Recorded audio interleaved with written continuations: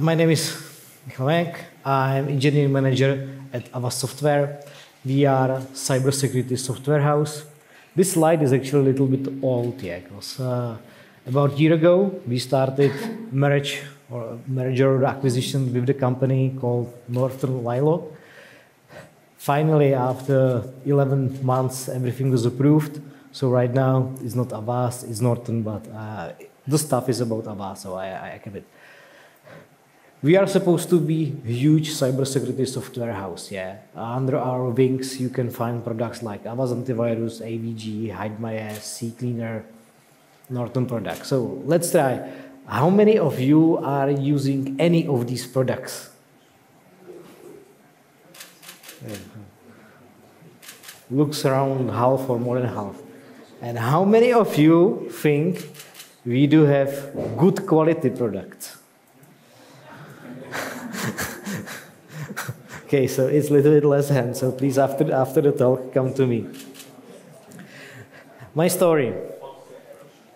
Originally, I do come from a Windows consumer division.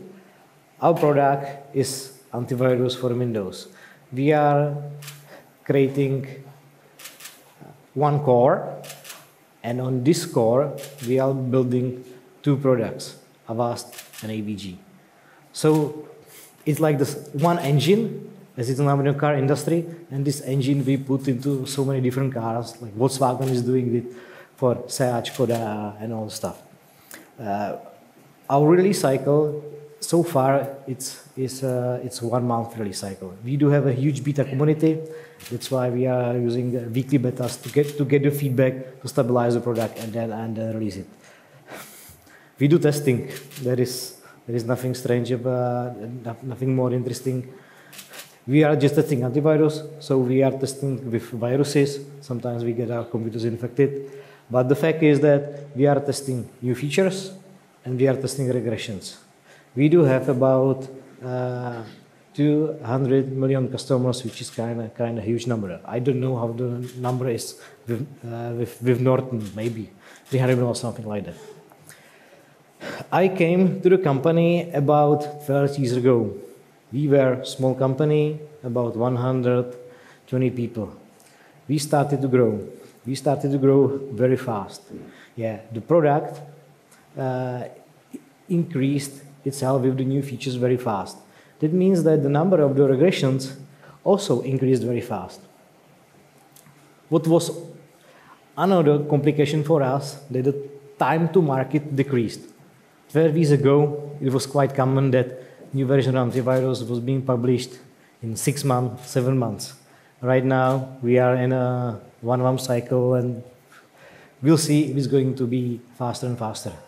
The fact is, what appeared to us that simply we didn't have enough time for less proper testing. Also, the product and generally the company grew very fast, but our team didn't grow so fast. There are many reasons why we didn't grow fast. Some of them became financial, because when you are a public traded company, you must hold the number of employees on all numbers. On the other hand, there was a management, yeah, and they are strict. They keep telling us, hey guys, we need to keep attention on details. Everything is important. Even the smallest setting, which is hidden somewhere which you can find, is very important to our customers, and we must be sure that it's tested and is approved. In automation, they were challenging. As we are growing fast, there are also false positive environmental issues. It looked like this, and I believe there should be a picture here. Yeah, it's here. So we were thinking like what to do. Okay, time to market is decreasing, do it faster. Yeah, so okay, so should we work like 12 hours per day? Should we be sprinting during the testing? It looked like Mission Impossible ready. For those who are fans of these Tom Cruise movies, it's always called Mission Impossible, but in the end, it's possible. So we look into history. We looked 130 years ago into history to this man. He's called Wilfredo Pareto. He was a professor on the Lausanne University, and in his research, he was looking how the workers in companies are working. He was studying the effectiveness of these workers, and he found out that 80% of the effects come from 20% of the causes. The question was, okay, how to apply it into software testing? I Googled a lot. I love these like engineering shortcuts, which is called copy-paste, Control-C, but in Google, there was nothing that how to use Pareto-rule for software testing. So we had to look into our product. Our product is Windows Consumer Antivirus. People use our product to be protected. People don't use our product because they want to play with this product. When you turn on a computer, you usually go to Facebook, internet banking, play game, but not to play with antivirus. On the other hand, there are still some ways that there might be problem with some kind of exceptions, or some shields might be having some problems. So still, the customers, they somehow need to use our products. And the last thing, the fact about product is that is the source of the money to our company. We are running freemium model, which means that we are offering free version of the antivirus, and then we are trying somehow to upsell it to customers. So if you look on this, we have discovered 3 categories how to look on a product. First, most important, it's category called money makers. Yeah, everyone cares about the money in the end.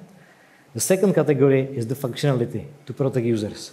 And the first one is the way the customer path for it. Let's look on our first category. Here are the UIs of Avast and AVG.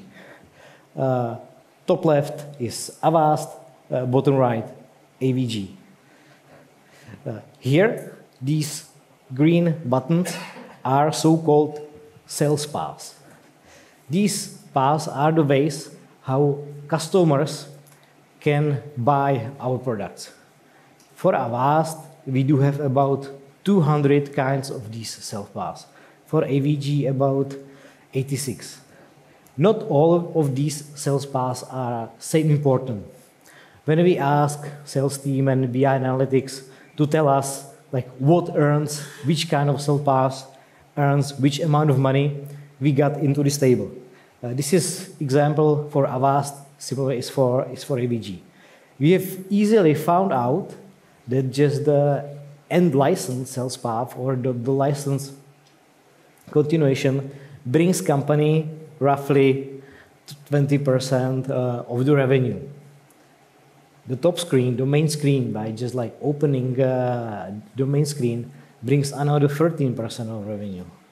So during the testing, when we cover by testing these 2 sales paths, we are covering for a company about 39% of revenue. I said that in Avast there is more than 200 ways how customers can purchase our product. But by making sure that we have automated the purchase in these 10 sales paths, we are covering about 80% revenue from the product for the company. With functionality, it wasn't so easy. The fact is that somewhere hidden in some Excel files or test management system, we had a list of test cases and use cases.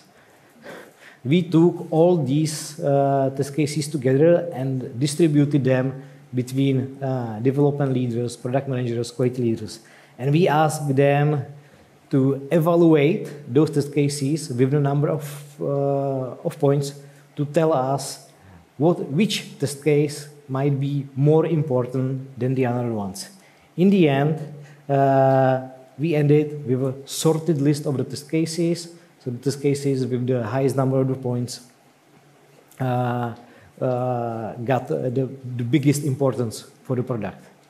As I said, we are antivirus. So we are supposed to be protect our users from the threats. But based on our assessment, we have found out that the update and the installation process, these test cases are the most important for our product. With customer path, with the ways, finding ways how our users are using the product, it was easy. We are using Google Analytics, and Google Analytics has a built-in feature which shows you what is the way, how the customers is using your web. So we just looked into the Google Analytics and had the number and the list of the ways what are customers doing in our product. In every presentation, there is supposed to be one slide which you should be able to present the whole presentation. So if you were not paying attention till now, please right now pay attention. This is the graphical presentation of the 80-20 or the Pareto-rule. The blue line says is the money makers. Yeah. So that one on a left side is that end of license, bringing the most amount of the money to the company. Next to is top screen, smart screen, whatever. Let's look on that point, which says that 80% of the revenue is covered. That's this like ideal point of the Pareto-rule. This space under the curve is the amount of work which must be done so you are able to get to 80%. If you want to get from 80 to 90%, there's another point. It's somewhere here, right? But it also says that if you want 10% increment, it means that you have to do twice amount of work to get to 90%. If you look at the 95%, it means that it requires amount of 3 times more work, but the increment is just 3%. The application in test automation, it was obvious. This 80-20 analysis gave us sorted list of items, and we knew that we should start from the top.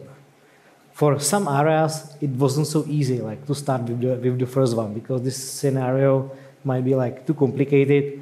And when someone wants me to describe like how to start with like 80-20, I always say start with success.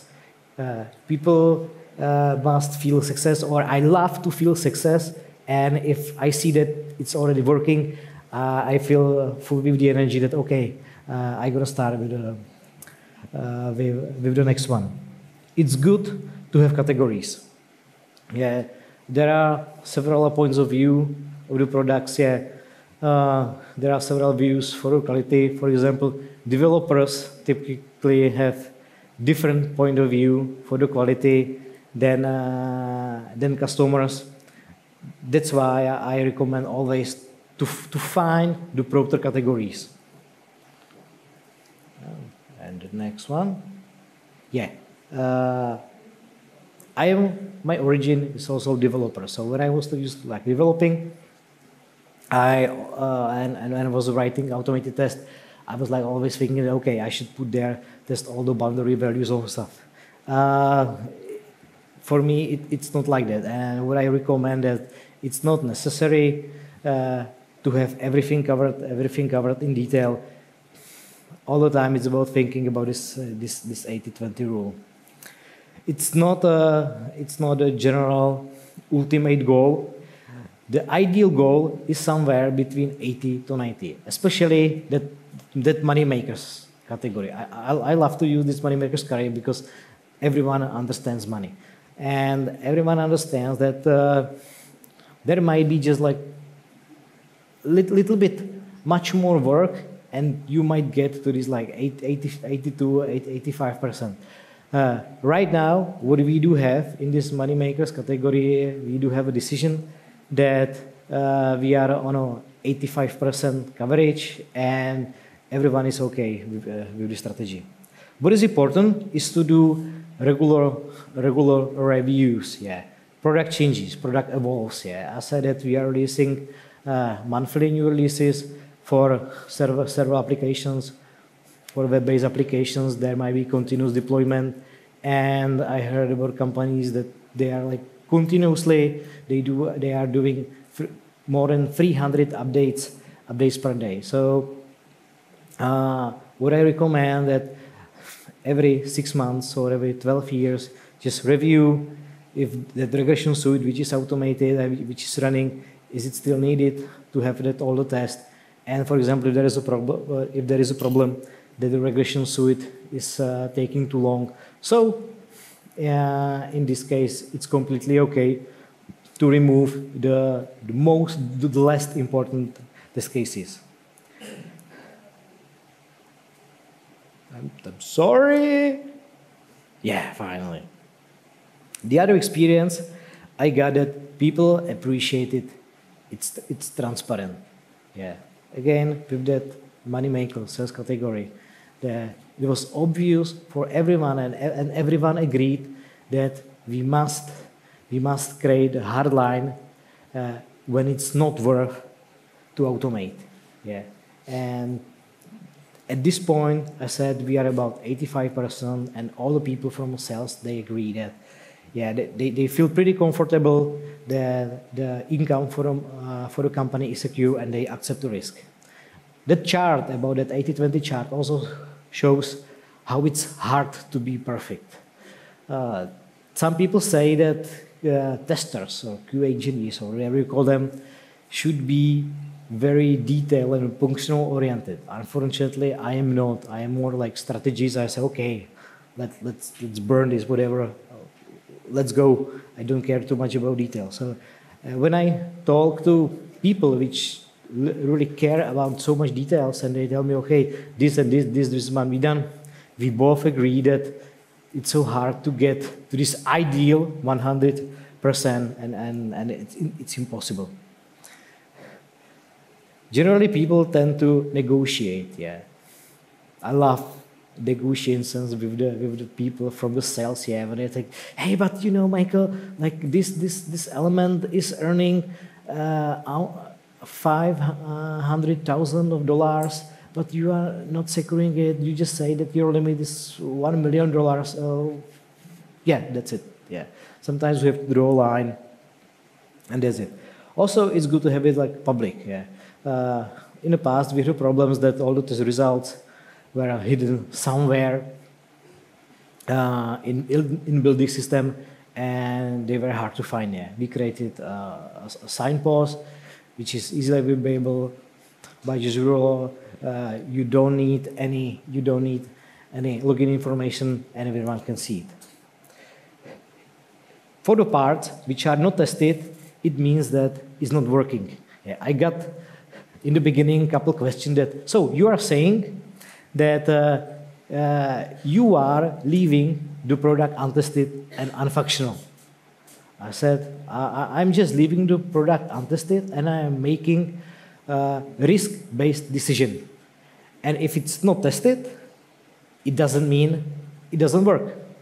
I'm just saying that the most important part of it is tested, and some minor part of the product I leave uncovered, untested, but probably it works. And my recommendation, I love automation. I am automation guy. I would love to automate everything, but the fact is that humans are, we cannot be replaced. Thank you very much. Oh, that's the old one. Thank you. So we have a couple of questions on Slido. Go ahead and you can vote for them, or maybe add more. So let's take the first one. So can you imagine some way to select the most important functionality-based tests based on some telemetry data instead of the voting? I can imagine, but it's always about the context. Yeah. So yes, I can imagine. But if you would like to discuss more, please come to me, give me more context, and we'll dig into the topic. Okay, thank you. You have mentioned these false positives on the automation side, and how have you managed to reduce or eliminate these false positives? Actually, when I was preparing the presentation, I thought it's going to be a little bit longer. So that part wasn't supposed to be here. Unfortunately, it was here. That's the third part of the presentation, and we are using mathematical statistic methods, and we are just counting how many of these some kind of false positives are, and the higher number of the most positives, and these like false positives might have some weight. So we are counting the Hamming distance from the ideal point, and that's why how we assassinate the build quality. I'm sorry, a little bit confused the presentation. We can talk about it later. Okay, thank you. So, just changing the order. Is it first to keep alive Avast and AVG? I think it's more like a product question, but so how do you see that having two products and compare them? Now, that fact is that all these brands are somehow trusted brands, yeah, and it's worth to keep these brands alive, yeah. It's not worth just to kill the brand. And what we are doing is very similar what is happening in the automotive industry. Volkswagen creates one engine and puts more covers. I don't know how to say it in English. I'm sorry. And they sell it as Seat, Skoda, Audi. So this is kind of proved practice how to have more brands in a portfolio and how to save money. Yeah, thinking more product-related question. Anyway, so do you do exploratory testing of your software? And if yes, is this done by a specific team or the same team? And my addition to that would be that how much you are also testing, for example, injecting some viruses to the machines or whatever, or are you just focusing on whether of course, we do exploratory testing. This talk was about automation, but part of the release process is this exploratory testing. We are doing it in the branches at the beginning of the cycle, and then at the end of the cycle before the release. And with the viruses, we do have clean samples of viruses which are doing nothing, which are not harmful, and these are used for like standard testing. But our colleagues in the threat labs, which are exploring the viruses which are doing, they live in they use real samples, so to get ransomware on a computer is some standard for them. Yeah, thank you. Maybe the last one is that how does this 80-20% rule comes together with the user's experience? So how do they perceive that? Because what they have paid for is they don't know whether it's in the 20% or the 80%. So is this having any negative impact maybe on the users, so that they maybe they are just using some parts that are not fitting into the 20, but they complain about that publicly or so? The fact is that the core of the product is being covered, yeah, like the security functionality and all the stuff is being covered. But just some minor test cases, like adding some settings to firewall. We do have about 100 settings in a firewall, yeah. So we accept the risk that some of the settings might not be working. And if we got a feedback from customers that this is not working, we do have a mechanism how to fix it in a couple of days.